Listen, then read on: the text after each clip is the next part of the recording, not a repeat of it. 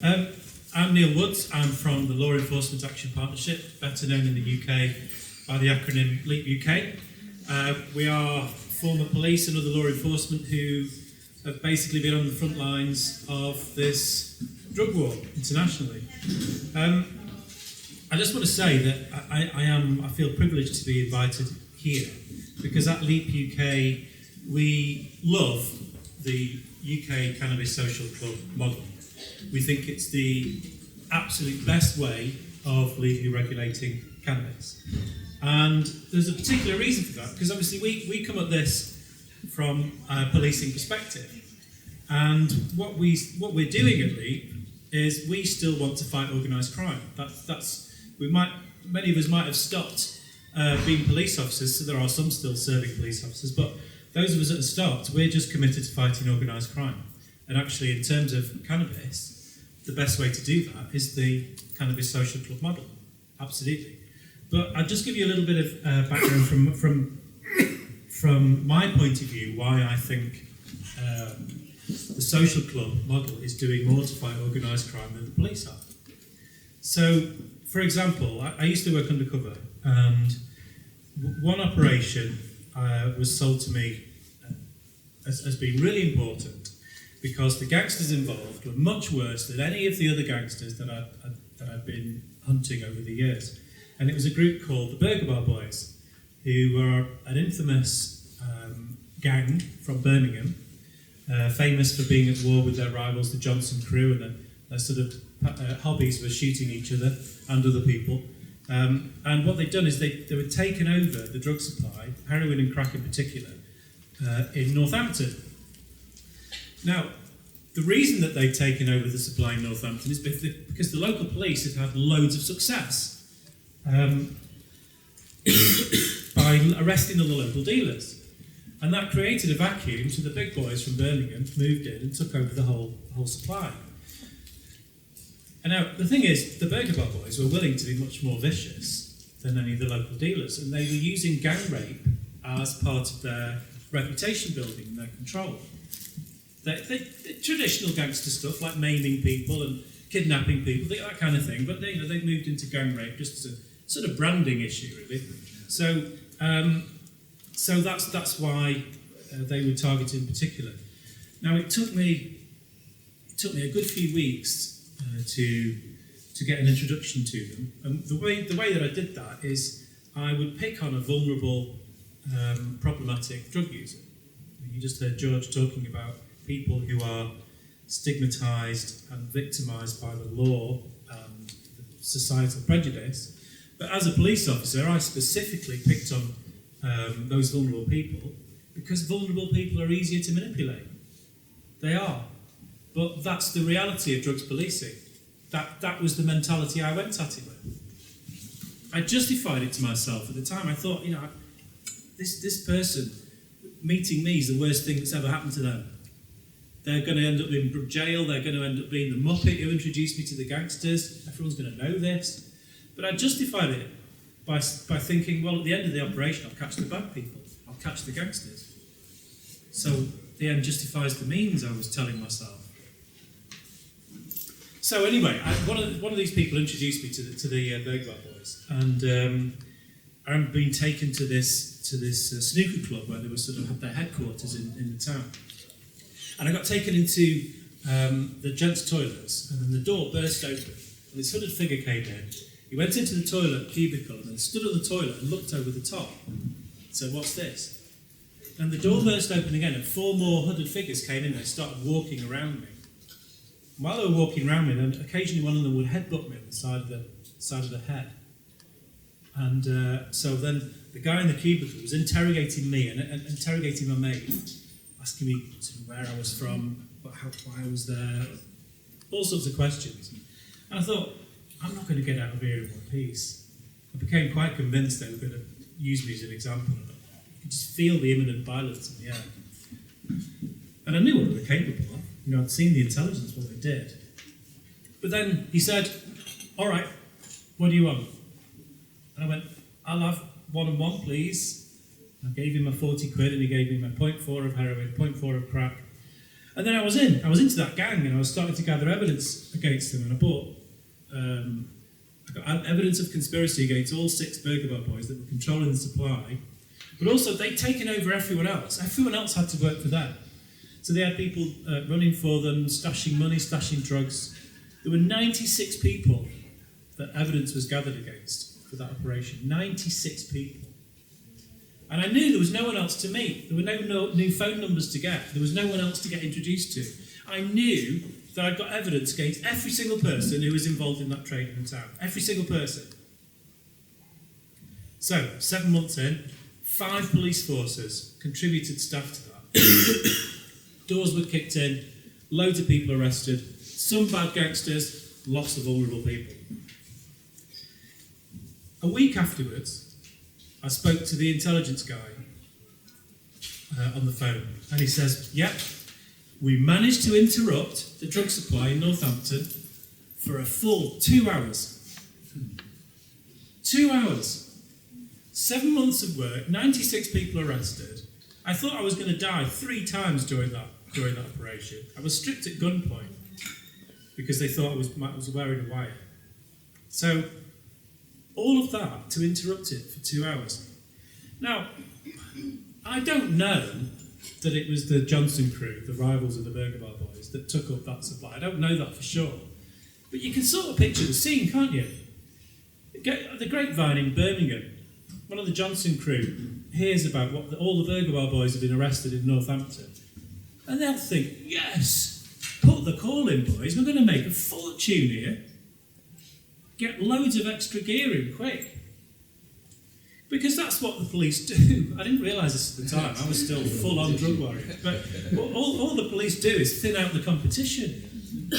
And you create this sort of Darwinian situation on the streets where the most successful gangsters have an ever-increasing share of the market.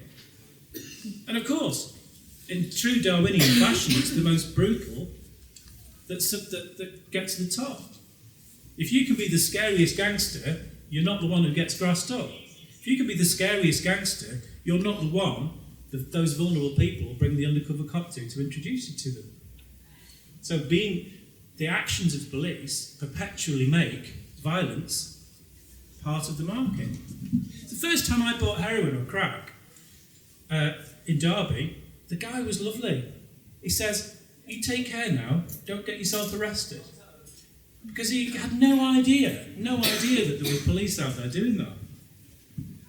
So every single year, over 14 years that I worked undercover, organised crime got more violent. And finally the penny dropped for me. I was a bit slow. That actually the reason it was getting more violent is down to me. It's my fault. Or people like me. Because there's no reason for them to have been so violent before the police started to develop those tactics. So, but there's another very important part, extra effect of what the police does. Because we thin out the competition and the ones that are left having a share of the business, they have an increasing share of the business. Now, it's a basic economic truth that in any unregulated market, monopolies appear. It's basic truth. But with the illicit drugs market, the police are helping to create those monopolies. That's why the Burger Bar boys were expanding their operations away from Birmingham, taking over other towns. It's the monopolisation effect. But what happens with that monopolisation is that those that have the biggest share of the market that are then more able to corrupt the system. So, with an operation in Nottingham, 4.5 months in, I had two new people come into my backup team because two people had gone off sick. Got introduced to one of them, no problem. Got introduced to the second one, this police officer, and the skin just went up in the back of my neck. There was something about him which just said, it was just wrong. Something about his body language. So I said to the guy running the operation, says, boss, I can't have this guy knowing what I'm doing, I don't trust him. So he was fine. He says, right, I'll exclude them both so they don't ask any questions. The gangster we were after, 12 months later, got arrested, Colin Gunn, a fairly infamous gangster. But it turned out that police officer I'd taken exception to was an employee of Colin Gunn. He paid Colin Gunn of the Bestwood cartel. So he had paid that person to join the police. He hadn't corrupted him while he was in there. He paid him to join it. And he was being paid £2,000 a month on top of his police wages, plus bonuses for good information. By the time I'd met him, he'd been in the police for 7 years. Now, in the debrief of that, I met various senior police, and they said to me, Woodsy, we know this happens. Of course this happens. With this much money involved, how can it not happen? And I have to make something perfectly clear. There's no other form of criminality can pay for that kind of corruption. None at all.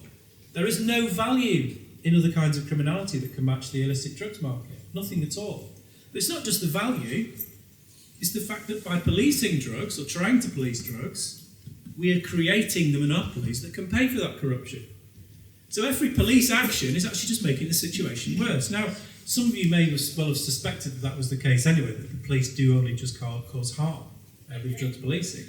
But the sheer scale of it is huge. I mean, this market's worth £10 billion a year in the UK. The cannabis market is estimated at £2.5 billion, just the cannabis market. And organised crime do own the biggest share of the cannabis market, which is why I love the cannabis social club model, because it takes money away from organised crime. What better model could there be to do that? So, at LEAP, we're pleased to always support the UK cannabis social clubs for all of the reasons that I've just said. I know most of my work and what I talk about is heroin, crack, and other drugs. That's because those drugs are killing people. Of course, cannabis doesn't.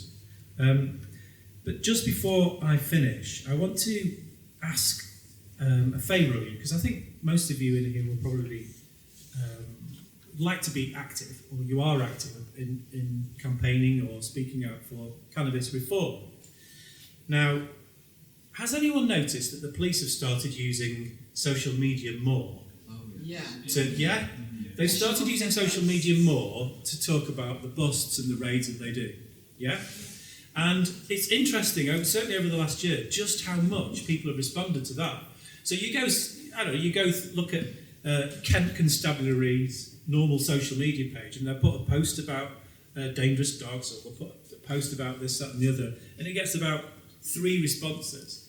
They post the drugs raid, and it gets about 400 responses from all over the country. People are joining in and saying, yeah, well done boys, crime of the century, stealing someone's medicine, etc. Yeah, anyone done that in here? Yeah, we're all taking part. Is it Neil? It's Neil, isn't it? Yeah. Do you not think that the modern police have kind of evolved into that with the increase of social media? And instead of having, in the old days when I was a kid, a policeman lived nearby, and there wasn't anywhere as near as many people, but there wasn't as many crimes either, And then from that, the police were kind of devolved in some way and moved out from the villages and everything into a central place, and an even more central place. And instead of being a force there to just be there and reassure, like, the goodness of all the, blah, blah, blah, all that stuff. And then that's gone, and they're a responder.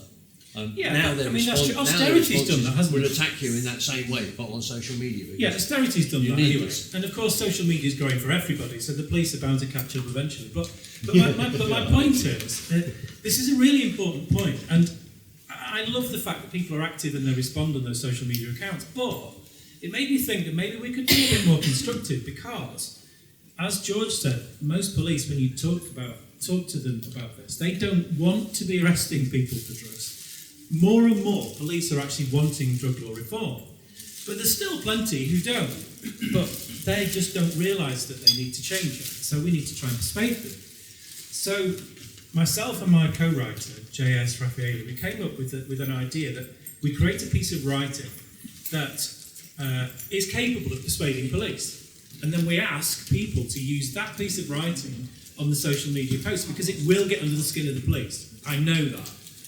That's because that's what we've designed it for. So if you look at it's for Filter Mag, and it's by myself and JS Raffaeli. So it's doing the rounds in America. It's been translated into French, German, Spanish, and Polish. So it's really being used by activists all over the place, and it is working. We are getting more police actually being persuaded. The basic principle of it, I'll have to wrap up in a minute, but the basic principle of it is this. If a police arrest a burglar, burglaries go down because there's only a limited number of people willing to commit that crime.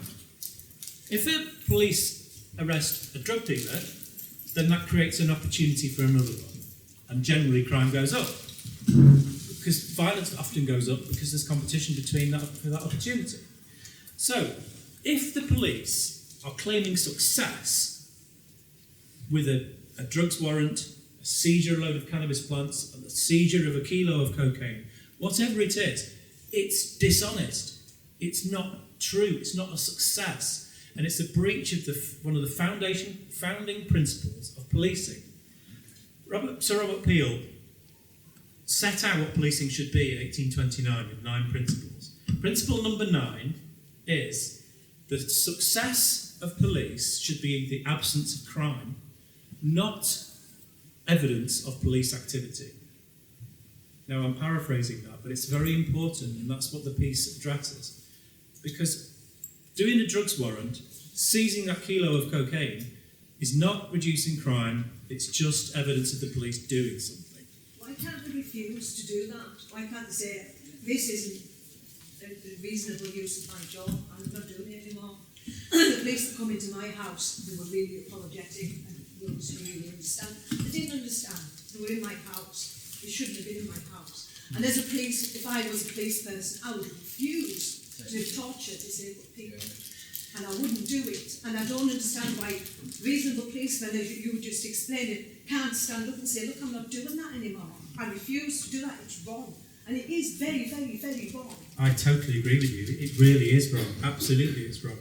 But coming from someone who at one time didn't realise it was wrong, what I can say is that the police is still a disciplined organisation. It's still a uniform. They still wear a uniform. They still have a rank structure. And they've got a brain to think, but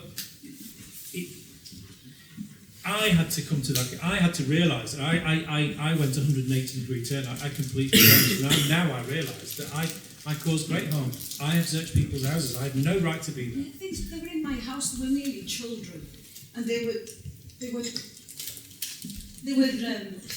in my stuff, and they locked me up. They took my medicine from me. They were apologetic, yes. So why did they do it? They've got brains, they can see what they're doing, they could see they were hurting me, they were doing me, they were assaulting me, took my medicine off me, I'm now really ill. So I believe the police have assaulted me and stolen things off me. And surely with the brain in the head, they should be able to see that. Well, that's what this is about, is to try to help them see. And if please look up that piece of writing. Next year we're going to do a video version of it, but if you use that piece of writing, it's one of the things that will help some of them see quicker. So thank you for your comment, and I appreciate it. So thank you very much for listening. Please do support Elite UK, follow us on social media, and thank you very much.